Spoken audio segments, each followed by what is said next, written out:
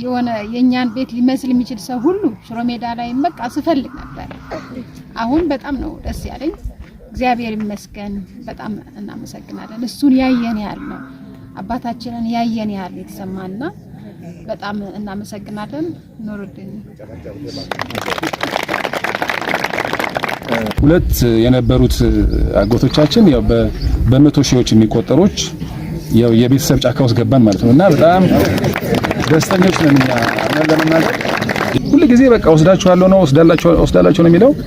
ኡራኤል ቤተክርስቲያን የጸሎት ፕሮግራም ነበርና የሆነ አንድ አጭር ልጅ ጀርባ ይነካኝና ስልክን ስጠኝ ከደቡብ ነው የመጣው ታዲያ ከደቡብ ነው የመጣው ስልክን ስጠኝ ሲለኝ ሰጠሁት። ምናልባት ምን ሊፈጠር ይችላል ብዬ ሰጠሁት። ከዛ በኋላ ነው ሃሌሉያ እየተደዋወልን በአጋጣሚ ወዲያውኑ ለቅሶ እንደሆነ ልንመጣ አስበን ነበረ። መሃል ላይ የሚዲያ ግጭት ተፈጠረ። ያንን ነገር ለማስተካከል ስንር ያው ጊዜው እግዚአብሔር የፈቀደው ዛሬ ስለሆነ ዛሬ መጣን። ጓደኛዬ ነው፣ አብረን አንድ ቤት እንኖራለን። ወታደር ሆኖ ከሄደ በኋላ በጣም የምንዋደድ ጓደኛ ነን፣ አንለያይም።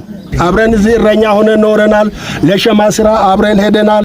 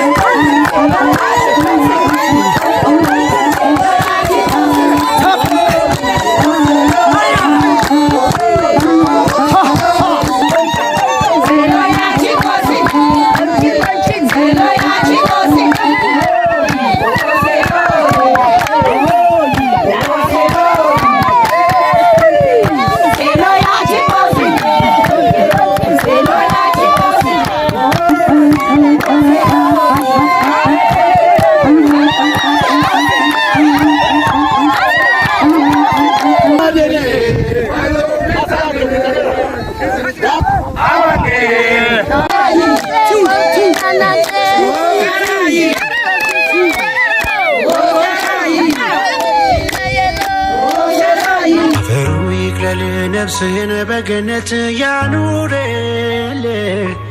ከደጋጎቹ ጋር መንግሥተ ሰማያት ያውርሰን። አረሳህም ጓዴ አረሳህም ጓዴ ወዳጄኔ እንግዲህ ባትኖርም አስታውስሃለሁ ሁልጊዜ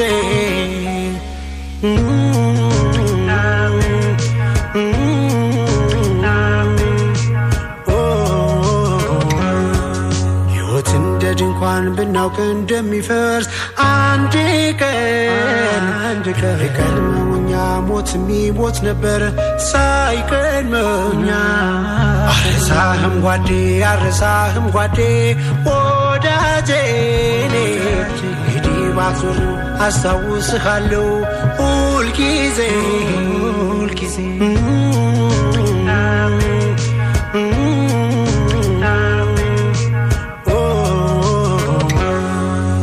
አንድ ሰው አለፈ ሞትን ሳይቀድመው ገሎ በሚኖረው ስራው ስሙን ተክሎ ለማንም የማይገልጽዋ ሞትን መሞትን አንፍራ እናስብ ሞትን ለመግደል በሕይወት ሳለን በስራ ሞት ሲሞት ይኑር በሰራው አንዴ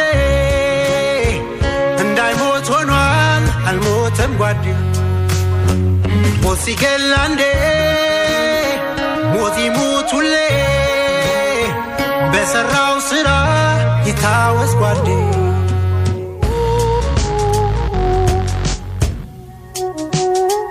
ሄደህ ላትመለስ አትምጣብኝ እኔ